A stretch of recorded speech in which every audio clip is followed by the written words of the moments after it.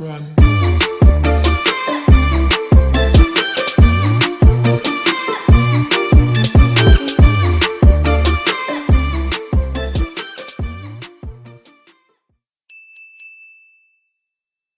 Barcelona continues to be the attitude of Dembele. He said, we saw Luis Suarez speaking out just a couple of days ago saying, look, it's a privilege to be a footballer. He needs to realise that. Is he going to feature in this game? And do you think he can get over all of this criticism coming from his own teammates?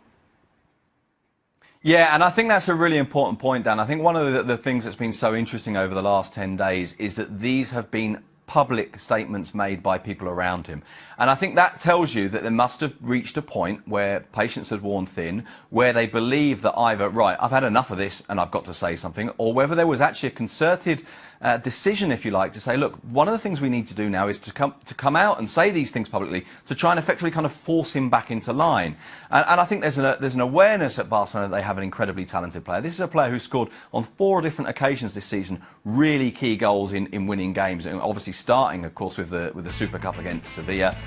He's been really, really important when they haven't played well. He's been far less important when they have played well, which is why I think this weekend he will feature, but probably off the bench. That would be my guess. And it's not just about him, it's partly systemic. You look at how much better Barcelona have played when they've reinforced the midfield rather than had 3 up front, and I think that already advises you to leave him out, at least maybe to leave him out of the starting 11, but to then draw on him late in the game. I think they want to get him back in. I think they want to try and, if you like, kind of channel him in the right direction. I think PK was right when he said, look, we've all done daft things when we were kids. I don't think anyone thinks that he's a particularly bad person. I don't think anyone thinks that he's massively off the rails. I think they just feel that he needs to kind of be focused a bit and to be guided a little bit, which I guess is natural from someone who comes from such a different environment, such a different type of club, and comes to Barcelona at such a young age as well.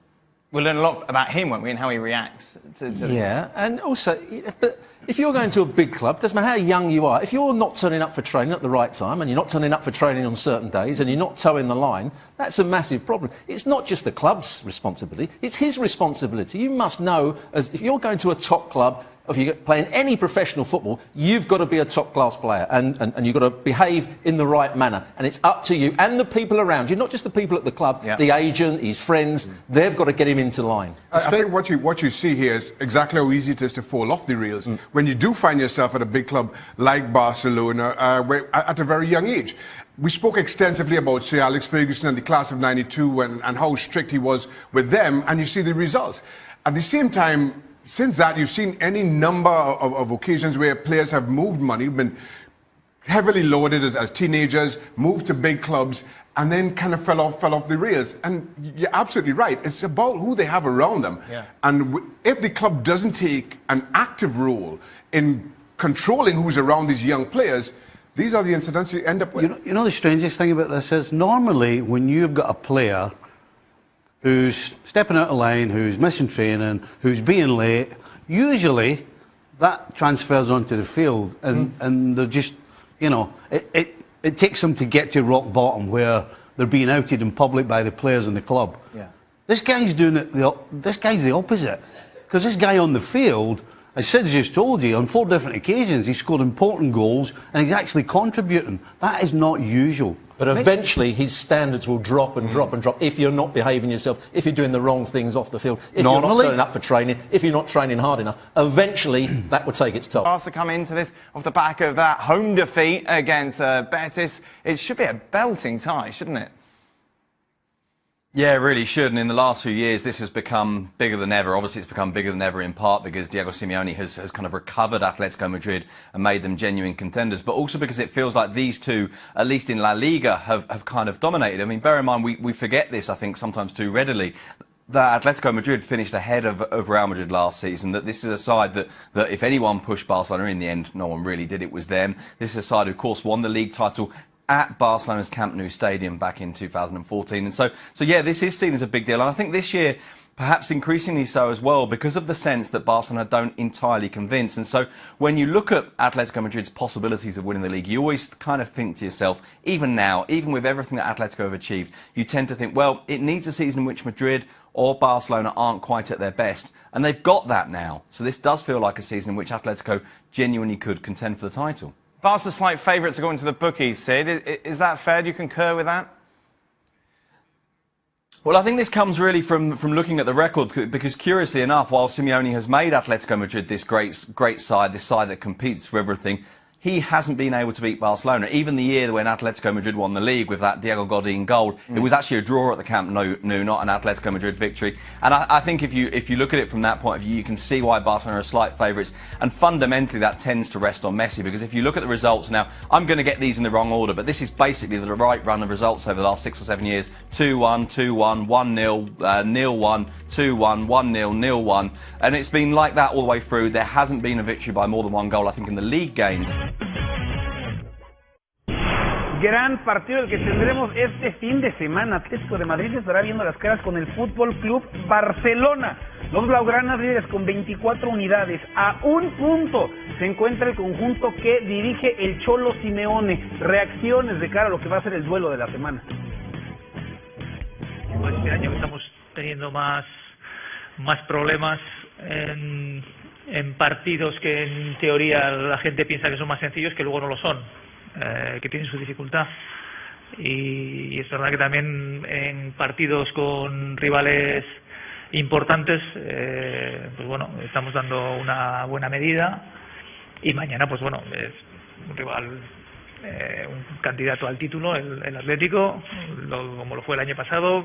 Los dos equipos tenemos una manera de jugar muy clara. Al final cada uno cumplirá el guión más o menos. Sabemos que ellos suelen empezar muy fuertes en el comienzo, tanto del primer como del segundo tiempo.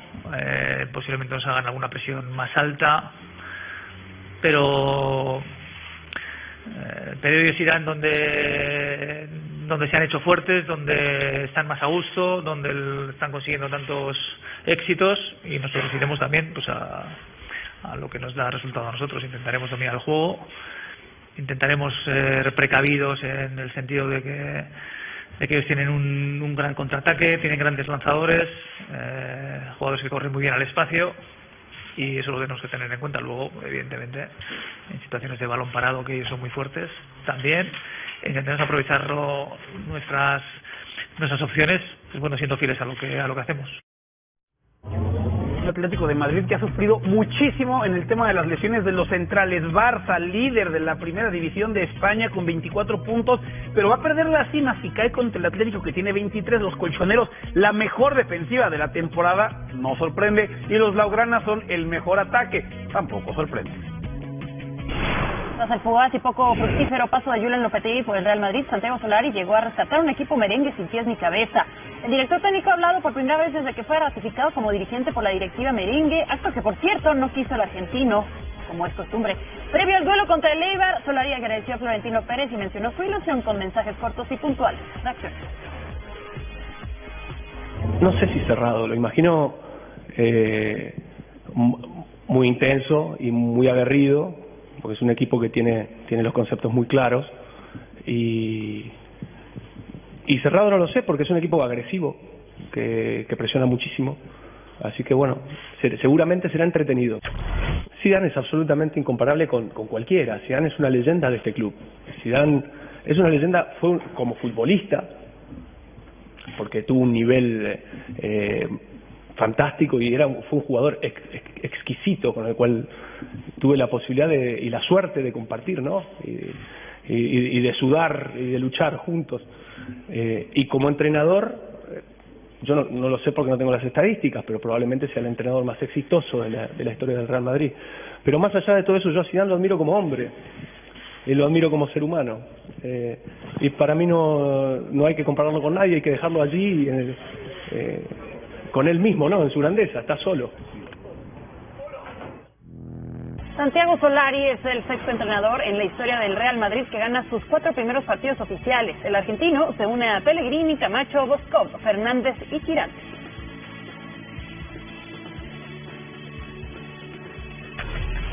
Siempre nos da muchísimo gusto cuando tenemos en Sports Center a Alex Pareja, que se une justamente a esta edición. Alex, qué gusto platicar contigo. El duelo de la semana tiene que ser sí o sí Atlético de Madrid enfrentando a Fútbol Club Barcelona. Estilos muy distintos, además, entiende cada uno de los entrenadores de una manera muy particular el fútbol. ¿Qué estilo te imaginas tú que termine por imperar, por hacerse más fuerte en el cotejo de este fin de semana?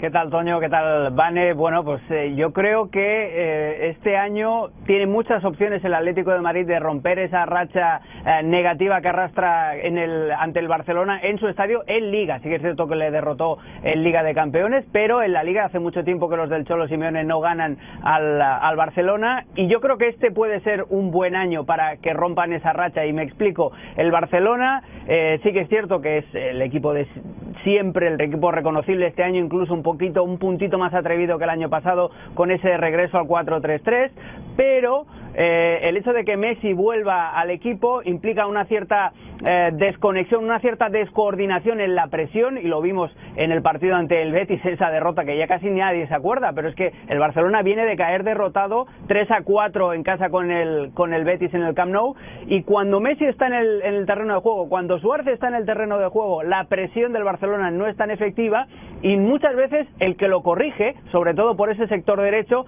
es Ivan Rakitic, y el croata no va a estar en el Wanda Metropolitano porque está lesionado. Seguramente va a entrar Arturo Vidal, que va a entrar al campo, bueno, como los toros cuando los sueltan del burladero, va a intentar, comerse a sus rivales, y eso le puede proporcionar un puntito